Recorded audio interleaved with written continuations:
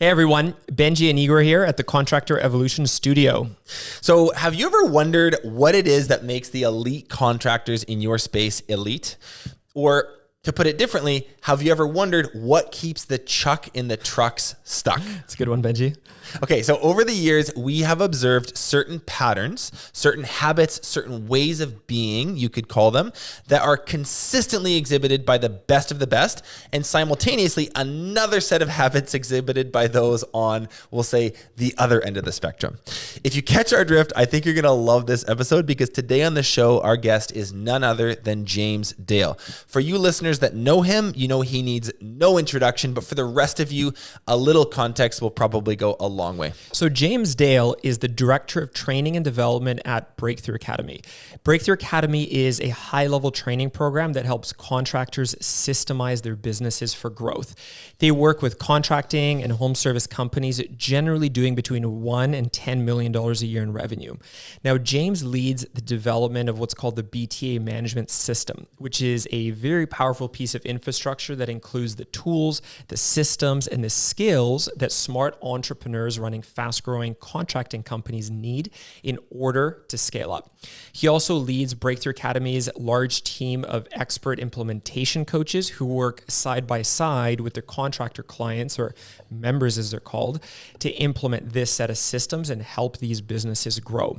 Now, prior to Breakthrough Academy, James also spent over a decade as a senior vice president overseeing Western Canada at a large and involved painting franchise system called College Pro Painters. So it's safe to say, after working with hundreds upon hundreds of very successful entrepreneurs over many years, he has quite the bird's eye view of what business success looks like in the contracting world. Right. And so over the course of this episode, we're going to explore James's unique aggregate perspective. He shares 3 key insights into what makes elite contractors achieve greatness, and conversely, what keeps the low performers stagnant. Listen really closely, as you're going to want to cultivate some of these winning characteristics within yourself and be hyper aware of these 3 dangerous pitfalls. You're watching Contractor Evolution, where we unpack the systems, tactics, and skills you need to take your fast-growing contracting business to the next level. You're here to learn what it takes to scale up, work less, and increase profitability. You've come to the right place. Stay tuned to learn what separates the new breed of contractor from the old school, and welcome to your ultimate guide on the business of contracting. James, it's really good to see you, man. It is super good to see you guys too. So I'm super pumped to be here. We're excited to have you. Yeah. This is going to be a fun episode. You've got so much experience, coached hundreds and hundreds of Breakthrough Academy members. You are the coach of all the coaches who now coach them. So a huge amount of broad perspective, lots of reps, a big sample size.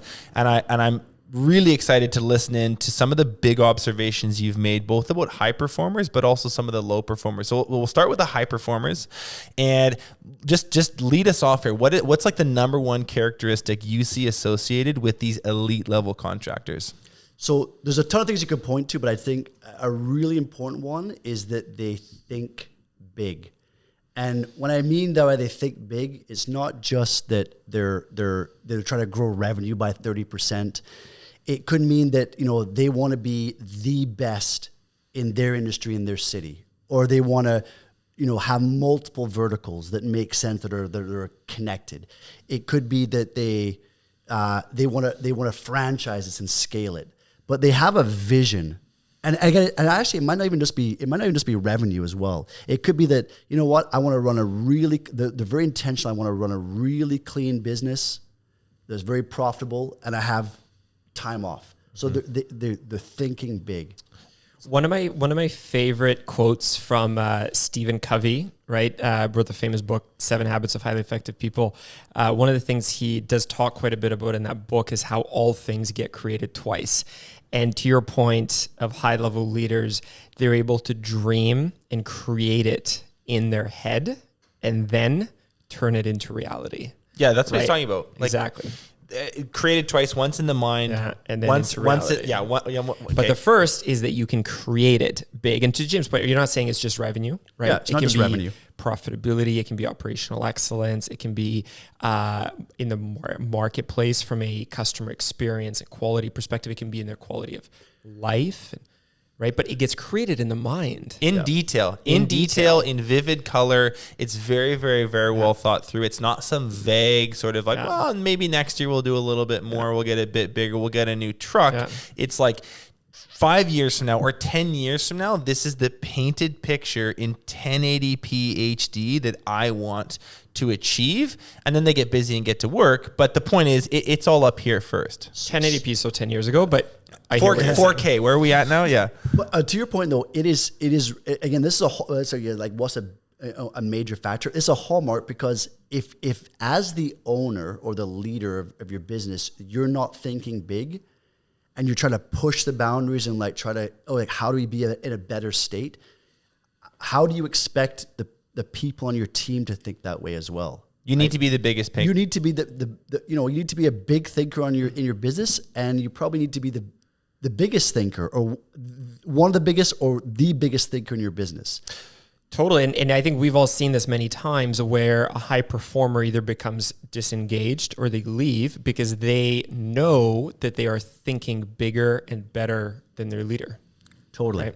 And you will never be able to lead those that are beyond the capability of you, really. So you have to be pushing the boundaries and asking the team and thinking to yourself, how do we be better? What are we working towards? Totally. 100%.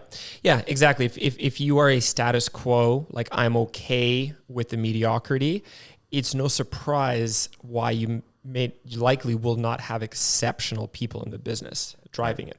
Right. Yeah. You see this in sports, which we always love to talk about on this podcast.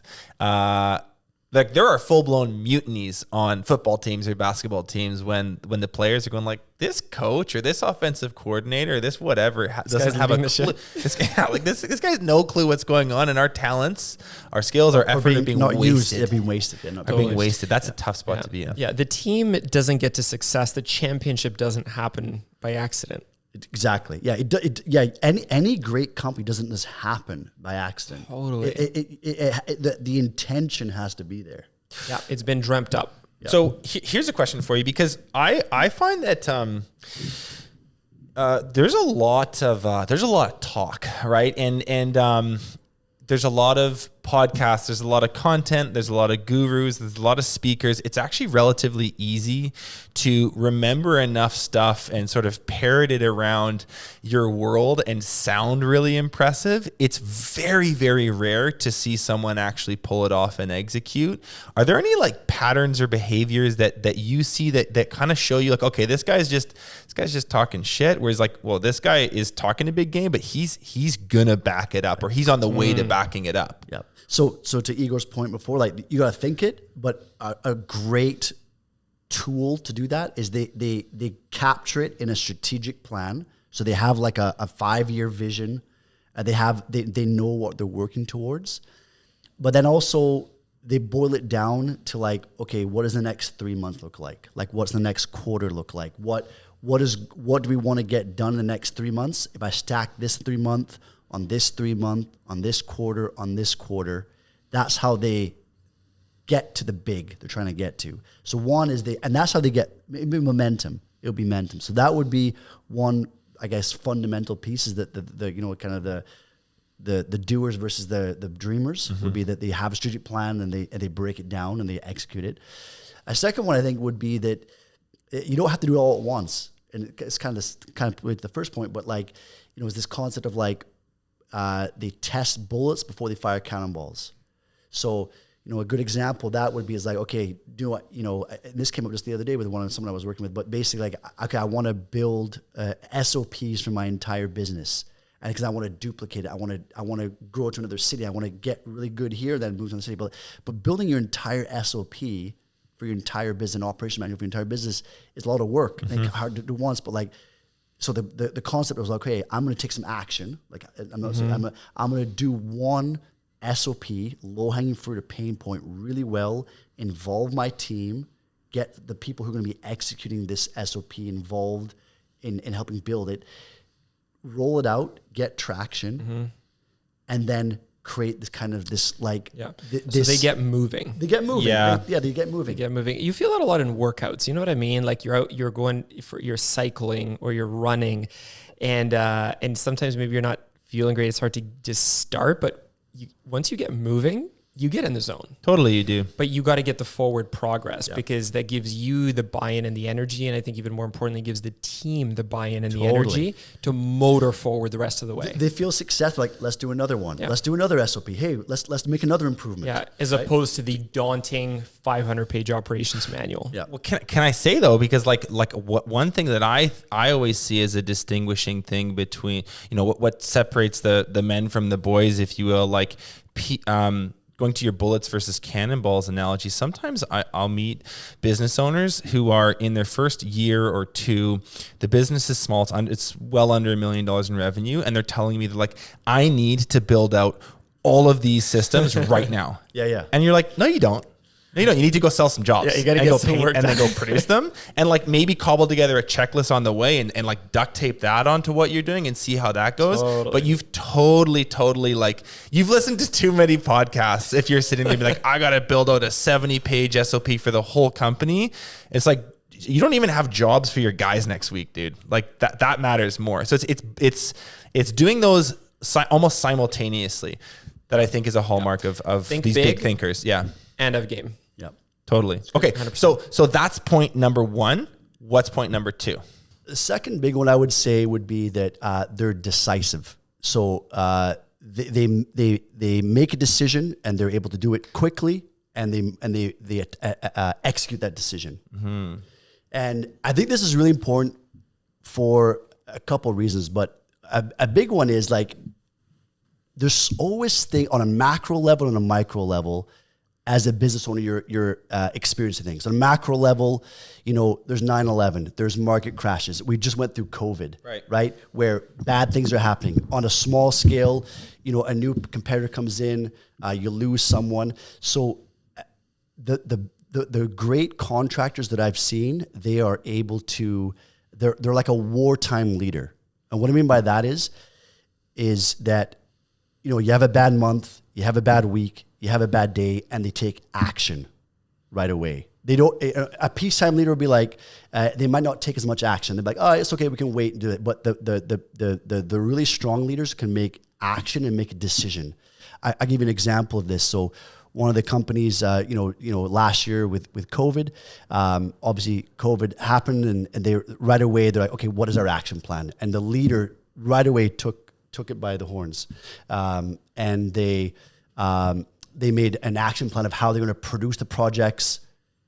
They had to shift from residential to commercial. They made a decision like, okay, we're going to start to attack and start to work more on the commercial side. And also, I've seen other examples where leaders like, okay, especially with COVID, like, okay, we got to start to sell now through technology or through Zoom. And so they're able to shift.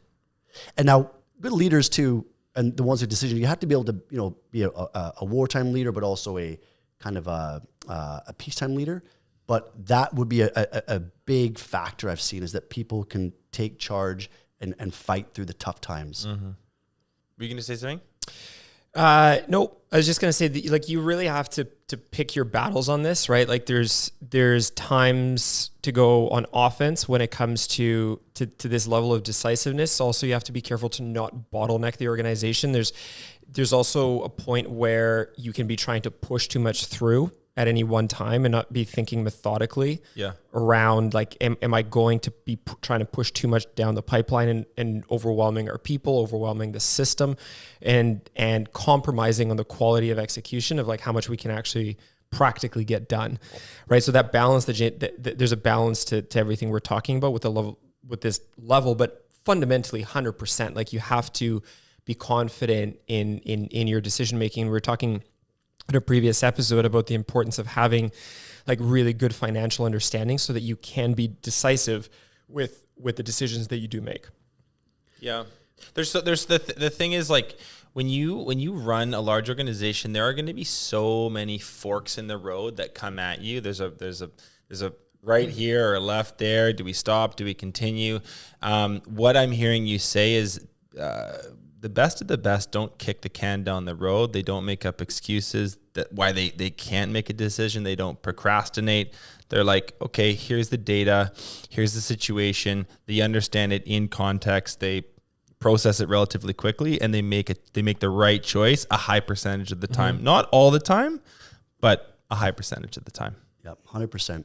I think another part of this decisiveness that we're talking about here is that I think really good contractors, they don't mind breaking things in the short term for the long-term play. And I'll give you a couple examples. What I mean by this is, just the other day I was talking to one of the contractor we work with, and they were getting really poor reporting. They have a CRM that wasn't working. They weren't getting the right information. And they're making the decision now, we need to upgrade our CRM, get a new CRM basically. And for anyone who's ever done it before, there's a lot of pain that goes along trying to implement a new technology. There's going to be a lot of learning curves, change management. But in the short term, they know in the long term that's the right thing to do. So in the short term, they're willing to break things for the long-term play of the business, which is a huge thing. One other example actually just came up. Even today, I was working with somebody, and this is a really good example, but one of their key, I don't know if it's a key person, but an important person in their business, they have to make a decision right now. And they've already made the decision, but they found out one of their staff members was doing something dishonest or was kind of like lying about something. And one of their core values is honesty. So in the short term, it is going to suck to make this decision, and they've got to let this person go. But it's the right thing to do, and their business is going to become better because of that. And that's what the great contractors do.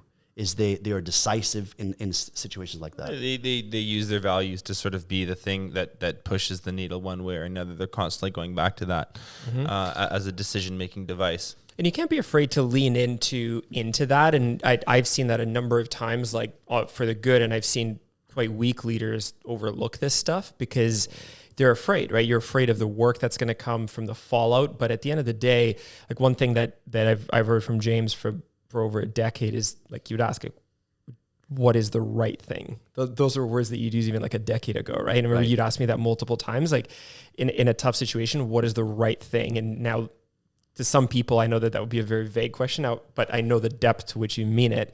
And you're saying like, look at it through the filter of the values lens, the lens of long-term success, and take the short-term pain for what needs to be done and needs to be done long term. It is such a good point, man. And you know what? That it's like how do you make these decisions? You just kind of said that right there. Like if you know your values, and this is an example that I said, if you know your values, it's much easier to make those decisions. If you know that's a great way to make decisions. Like we're talking about how to make decisions, the great ones do that. They're clear on their values, and when something crosses those values, they act.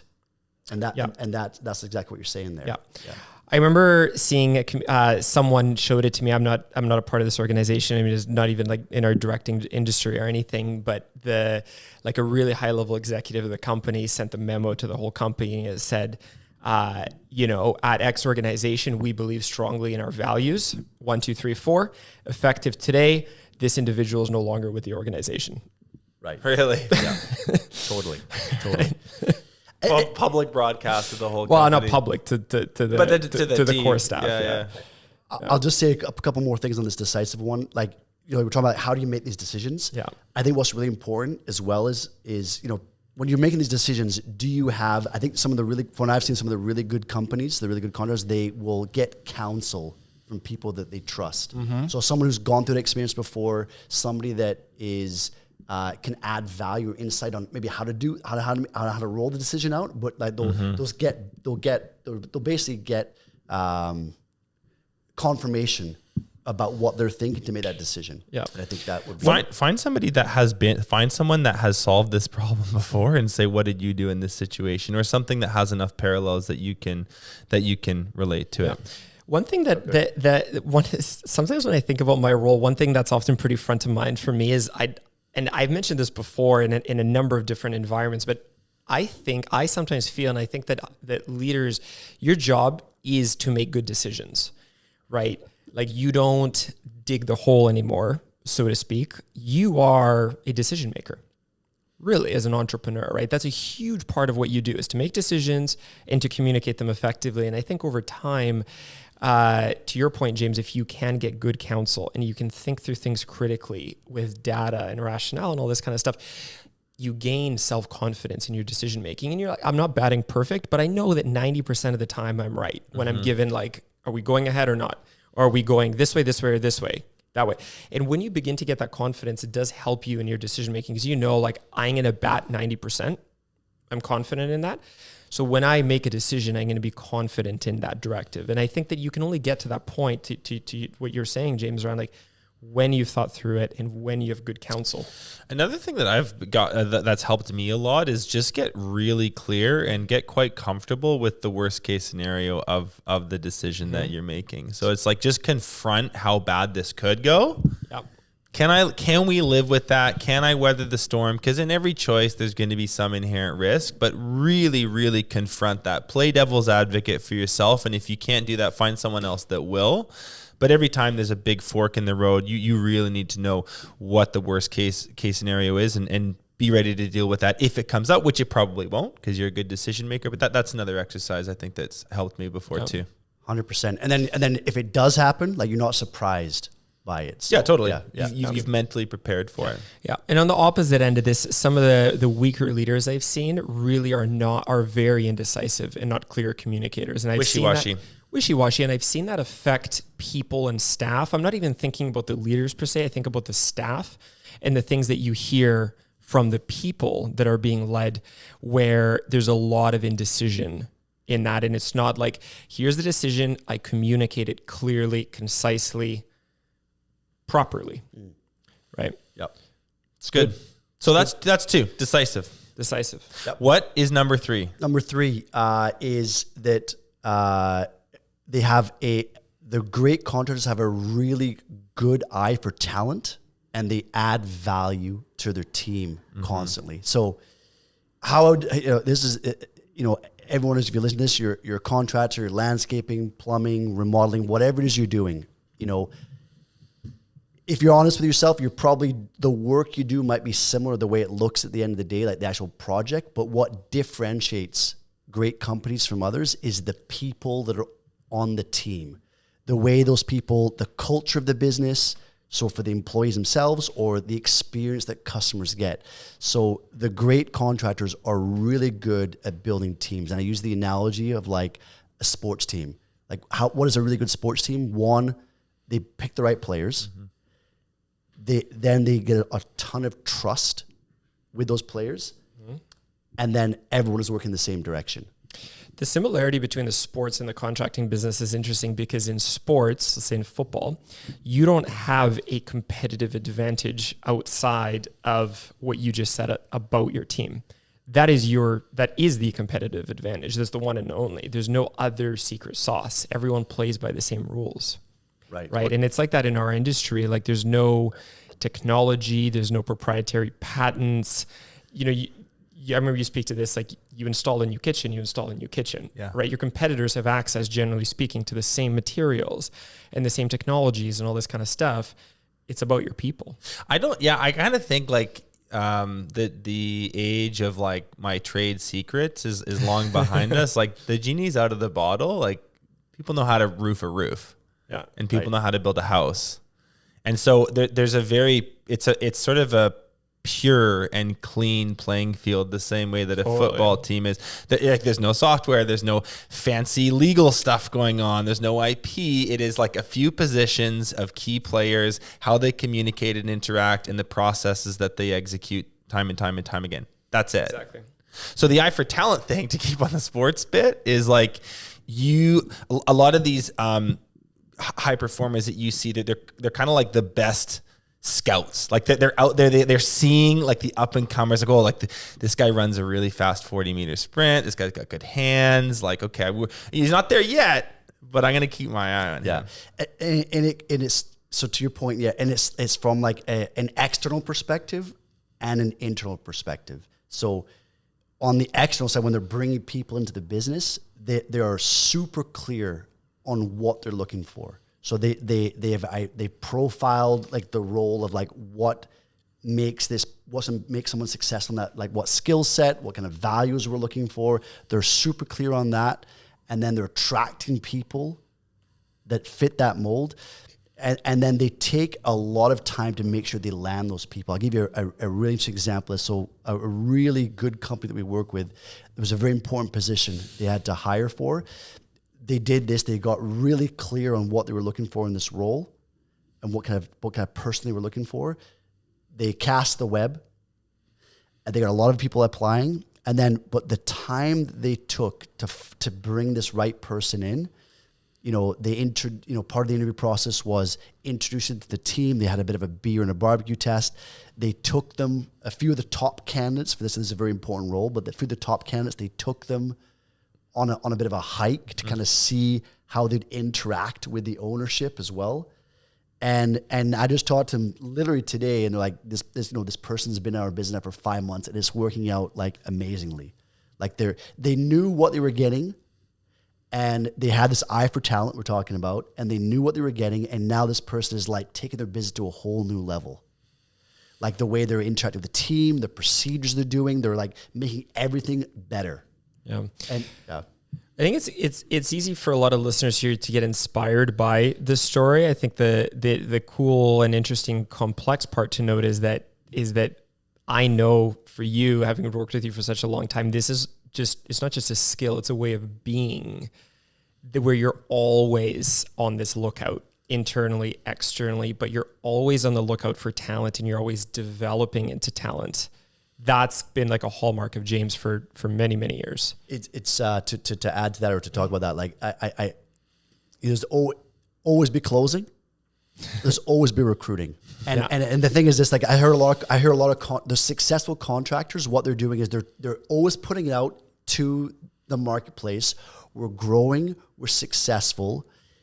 Do you know any good people? Mm-hmm. And they're that versus like, hey, we're busy, we're scrambling, we need help. It's like it's the way to frame that is we're growing, we're successful, we're looking for good people. Do you know any good people? And that's why they're able to select. They have this eye of the talent that's coming into them. Yes, it's not just like when they're short a player on the team. It's like that's the way of being. You've got a full stack team, but you're building the bench in your head. Yeah, you're at Best Buy getting some headphones for your daughter, and you're like, this guy's pretty good. Like maybe I'll tell them about my roofing company or whatever. And I see this all the time. Like people hire people from a sandwich shop, from a bar, from somewhere else, because it's just their radar for talent is constantly on. You're constantly on. But more importantly, it's not just that it's on. They know how to interact with that. They know how to develop a relationship.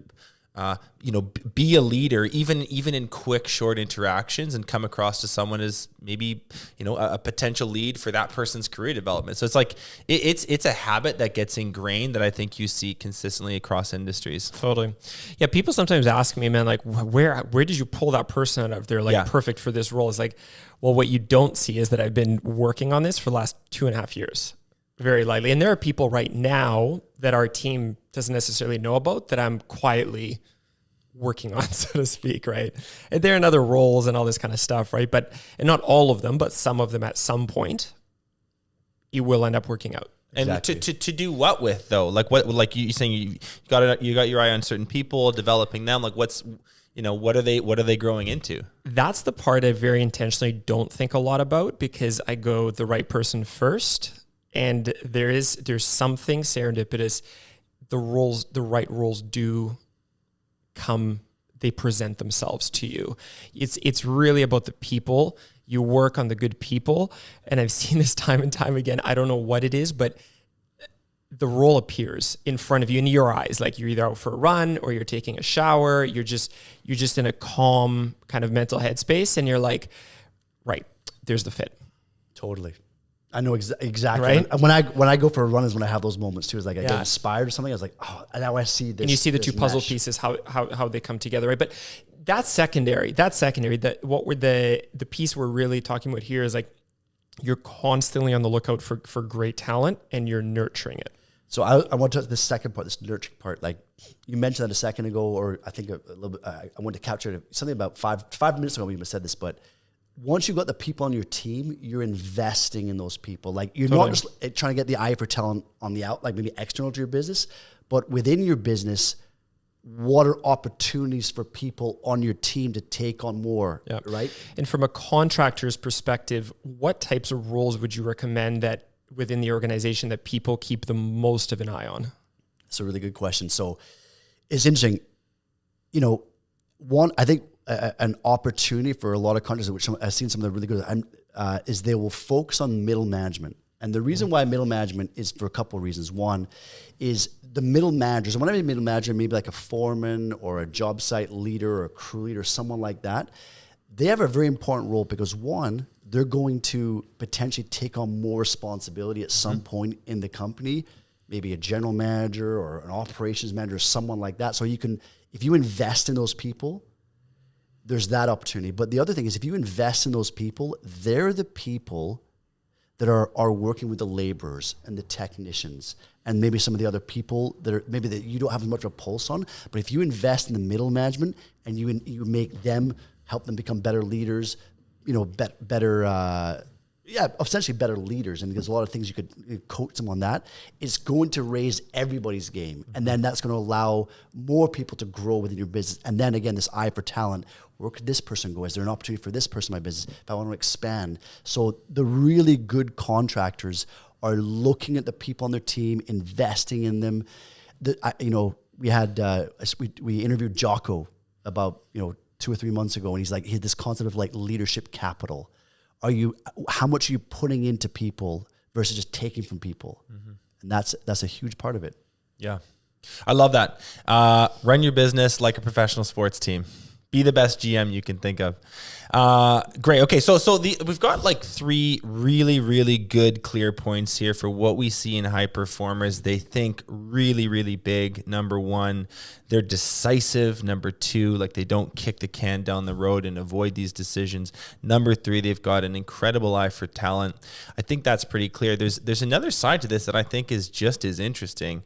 And I would love to hear your thoughts on like, what do you see with the low performers? Like, are there attributes, are there ways of being, are there habits that you maybe see consistently with contractors that don't make it to, they don't achieve the vision that they talk about all the time. They actually hit a bit of a glass ceiling that they never pass. Like, what kind of stuff have you observed with that profile of business owner? So it is. You can learn a lot from both sides, like you said. So the number 1 I would say is the inability to focus. And what I mean by that is, you've got this idea person who's like, oh, I want to try this, or I want to do this, or I'm going to do this. I'm going to do this, and now I'm going to do this. But they don't do anything well. They try to do a lot of things, and they basically don't do any of them really well.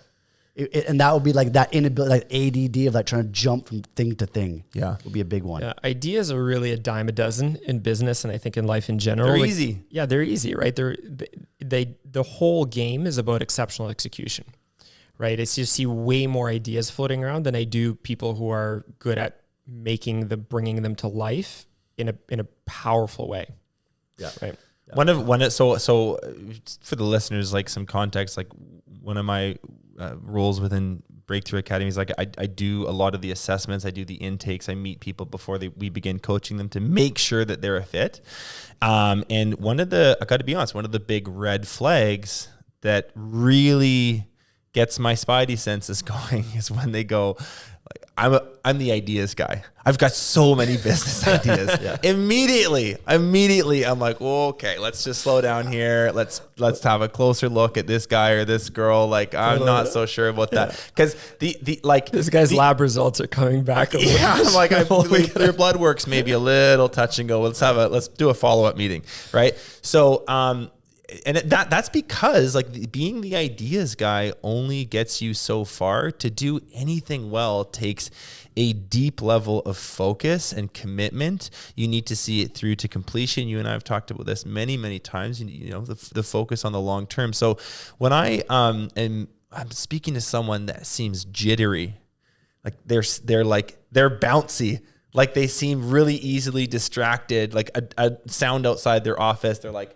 they look that way. They're checking their phone multiple times in the middle of a meeting. These are things, unfortunately, that I would, generally speaking, associate with lower performance than high performance. And there's actually an unawareness about that, I think, with a lot of these people too. So, and just to add this too, as a leader, if you're trying to do so many things, it is super confusing for your staff. Like I've seen this before where the staff is frustrated because they're getting very little direction, because like the leader or the owner of this contracting company is like, hey, let's do this, let's do that. And they don't know where to focus, and then everything is going awry. I think there's a huge power in being able to say no. Like not always saying yes to everything, but being able to say no. Like, no, we're not going to make this higher. No, we're going to focus on this for now and not worry about that.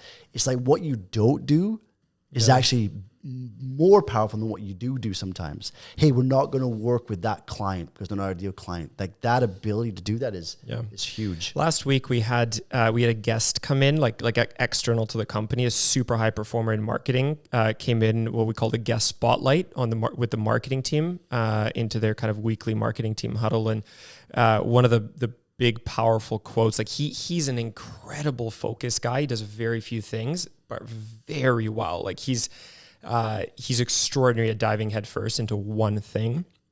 And one of the big things he said is like the genius is in being able to identify all the things to not do. Right. Because you're right, those ideas are a dime a dozen. And to this day, I mean, after all these years, I'm still blown away by how complex and difficult and time consuming and expensive it is to execute on any one thing very well. Unbelievable. This focus piece is huge, and we've touched on this in other episodes, but like we live in such a distracted time. Yeah. Between our devices and notifications on our screens and what's going on in the political climate, COVID, like there's just a bajillion things a day that can veer you off course. If you're doing that to yourself in addition to all those distractions, it's going to be really, really tough to move in a given direction. And so what you'll see if you like charted their course is they kind of do this and then they do that and they go back here and then they're up here and then they go back here. And then, whereas if they just said like, I'm going to chart a course and go this way, and I might make a few course corrections maybe, but by and large, this is the direction I'm going. Multiplied through time, they get a lot further. Totally. So this focus. So number one, inability to focus. That is something that we see. That's a bit of a red flag. What's the second one? Second one would be, number two would be they're not coachable. That would be the second one I would say. What do you mean by that? Well, they kind of get in their own way. And what I mean by that is like running a business is difficult. And, you need to have a bit of swagger. You need to have some ego to run the business. And what I mean by ego is you need to be confident. You need to be confident in your ability. But if you've got the wrong ego where you're not open to perspective, open to feedback, open to suggestions, it can really limit you. Right. And that would be a number one where I've seen examples before where someone's not coachable.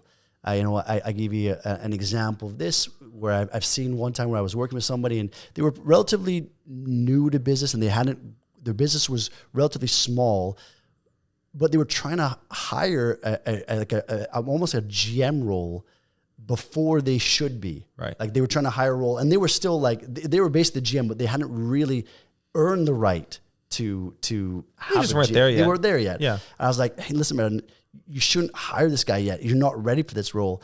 And he actually got upset. And he was basically saying like, I work with you to listen to my ideas and agree with me. I was like, no, man, that's not my role. My role is to help you the most, is to give you the right advice. And that's not what you should be doing right now. So it wasn't very coachable. And that would be an example of that. Yeah, totally. Yeah. It's a very interesting distinction you make there because, to the earlier point of what we said is a characteristic of strong leaders is to be able to be decisive. To be decisive, there's a level of self-confidence that is there, but it's self-confidence does not equal huge ego and being closed to outside perspectives, especially when they maybe are more experienced than than you are. The other interesting thing just on this note that I've observed as well is that time doesn't lie. And the people who are quite ineffective are unable to look at where they are the common denominator to the challenges of the business, right? And sometimes, yes, they just straight up have a big ego and you can feel it in them. But sometimes they don't even necessarily come across like they have a big ego, but they're unable to be introspective to where the issues that they contribute into the business. And that's where I say the time doesn't lie. When you look at the last 5 years, is there, sometimes with these people, there's a pattern there where you're like, man, that all points back to the leader, but they keep going with the same patterns. Right. But if you bury your head in the sand, or you put your blinders on when people that care about you, when people that know what's best for you, when people in your corner are saying, hey, I think that you need to make this change or that change. Hey, I actually think that your communication style, particularly with your office staff, I think it's super condescending, and I think they get offended by your energy. And I think that is one thing that's creating a whole bunch of internal conflict. They're kind of scared of you. It's tense. It's toxic. I think this is something you could totally look at. And the response is like, no, it's fine. That's their shit. Like, that's what we mean by low introspection. There's a complete and total inability to objectively view what they bring to the table, how they show up to the world. And that's a very different thing than having a healthy ego. You almost shouldn't even use the same word. They're two totally different things. There are contractors that have tons of confidence, tons of swagger, but the second somebody that they trust says, hey man, you got to look at this behavior, you got to look at this decision you made, whatever, they're like, they shut up and listen. They're like, let me get my notepad out and tell me everything. Yeah. So that's a huge piece. And they can look at the longer timeline and say, like, here's the pattern I see over the last 5 years, right? Like, to your example, in the office manager, have you had 4 people turn over in the office? What's the common denominator here? You are. Totally. Right? And that in essence is I think such a big ability to look back and see patterns. I've seen that in great leaders and in poor ones, right? Can people identify patterns or not? Yeah. And own it. Yes. Yeah. It's big. The other thing that I'll hear a lot just in my assessment world is we'll be talking about Breakthrough Academy, we'll be talking about the framework, we'll be talking about the 6 pillars that we're going to implement. We're really having a deep discussion around the infrastructure that their business needs. And what they'll say is, we got a lot of this already. Right. It's like, well, you don't. I'm telling you don't. We've been talking for 2 hours. The results of your business tell me they don't. The way that you talk about it tells me they don't.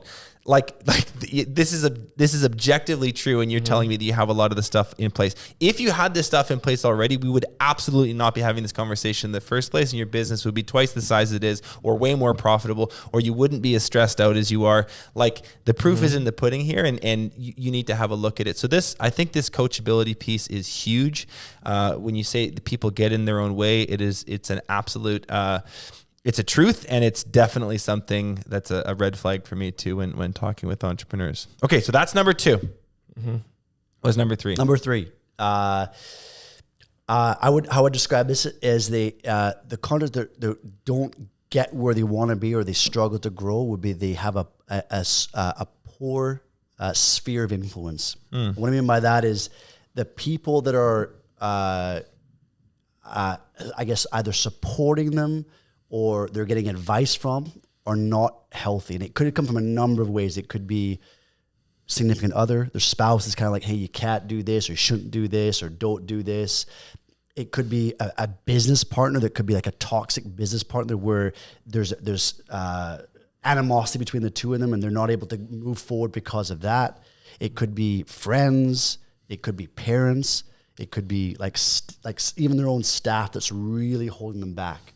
Right. And that would be, I've seen that would be another one that really limits people from growing. And then when they're close to it, it's hard for them to see it, right? If you have a business partner that there's a lot of water under the bridge, you've got time together, it's sometimes hard to see where and how people are holding you back. And that could be the same is true for your larger friend group or whatever it is, but it's hard to see it when you're close to it, I think. I was having this conversation with someone a few weeks ago. parent son business taking over. He's got fresh eyes on the thing and really wants to make some changes, wants to take this business, which is a good business. It's a stable, healthy business. They've made a life for themselves. There's nothing bad about that. But son is saying, I really think this could be really great. And this is the way I see it. And all like the conversation that he keeps bumping into again and again is, what's the point in doing all this? I don't know if we want to do that. Right. What's wrong with what we have right now? And it's like my heart goes out to this individual, because like he feels really stuck. He feels really, really stuck by that center of influence. Yeah. So it's just, that's another big one too. Yeah. And conversely, I think people who develop a lot and develop quickly, right? Because you have base talent, coming back to the athlete example, right? Like you have a base set of talents that someone has, so you can characterize them on that. But I think even more so, you characterize them on their ability to grow and develop. That's really the hallmark of an intelligent individual. The circle of influence, or sphere of influence, as you call it, is a big factor in someone's development, right? That's essentially when I look at people, I'm like, okay, how much raw talent does this individual have? And then what is their propensity to grow? And a huge equation to their ability and their propensity to grow over time is what is their influential environment like? Do you think one's more important than the other? Like over the years, would you say like yeah, the propensity to grow thing ranks more importantly than the talent piece? I would any day I would take a lower level of base talent with a higher ability and propensity to grow and develop. And a huge part of that comes from, where does your circle of influence lie? Who are you getting coaching and training from? Who is your peer in your friend group that inspires you? What are you reading, and what kind of thought leaders are you reading and consuming information from? Right? It's that's where you just map someone's trajectory. And the reality is, it's a long life. Yeah. Right? Like a lot of us and a lot of smart entrepreneurs in this space are fairly young. So you look at, okay, you're currently like this age, you've got this much to go. Mm-hmm. How much are you going to develop over all of those years? Yep. That's where the big returns come from. You know what else? You know where else you see this as a perfect example is you look at the Academy Awards, you look at big sports awards, you look at people on big stages winning stuff. The best of the best, the people that are at the top of the pyramid, when they go do their announcement speech, the first thing they say is they don't say, thank you for all my talent, I'm amazing, unless they're a total jerk. And you don't see that often. Usually they say, I want to thank my coaches, I got to thank my team, I got to thank my parents, I got to thank the trainers. And they go through the entire organization that surrounds them and mention every single person. So that's like, you're looking at the best of the best, acknowledging that they didn't get there alone. And I think the question that a lot of people that maybe feel like they're struggling with this are like reflect on this. If you got an award and you went up on the stage to say something, who's your list? Yeah, who are you thanking? Yeah, totally. And this goes actually to the second point too about this coachable run, right? That there's very connected to this too. But yeah, 100% is like, who would you be like, I want to thank these people? Yeah, because that's what's going to really propel you. That's the sphere of influence. Yeah. And I felt it even just like when I think back to my when I think about my personal life, the people that I've been inspired by and learned a ton from that have elevated me, and it's very tangible. I can look at the last 10 years, 15 years and say, like, these are the people, these are the situations, these are the moves that I made to put myself into these situations that have led to that. I can point very clearly to them. And I think there's an intentionality element where if you're a high performer, you're intentional about who and how you learn from. And to your point, James, with the low performers, like they are often not in that kind of circle of influence. 100%. Yeah. 100%. So we want to end with a fun question. I think this is one of your favorites, Igor. Why don't you ask JD this one? I got a question for you, James. So I fund a billboard for you. I like it on already. A very busy street. I like it. James likes these kind of questions. We'll put it outside here out of our office, a very busy street in Vancouver, of our studio here. Huge billboard. It's up for the rest of your life. You can put a quote up on it that all these people see, right? And let's have it business focused. What would be your one message to the business world? It is a very good question. I do love these questions. The quote that I would put on the billboard is, treat everyone with respect. You never know where it's going to go. And that would be from my experience. And I just do it naturally because I think that's the right thing to do. Yes, but it has served me so well in life, where I be kind, I respect everybody, and it's come back to me in spades in business and personal. Totally. And having known James and worked with James for a very long time, I can 100% promise you that he lives this all the time. I do not know a single person who would say anything negative about James, and that's a true fact. I don't know how many people in my life I could say that for. So, which is why we were so blessed to have you here today. Thank you a ton for sharing this insight, and come back again soon. Thank you, both of you too, and I had a blast too. Thanks a lot, guys. Thank you. Hey, if you enjoyed this show, hit that subscribe button. It's what allows us to produce more awesome content for you, totally for free.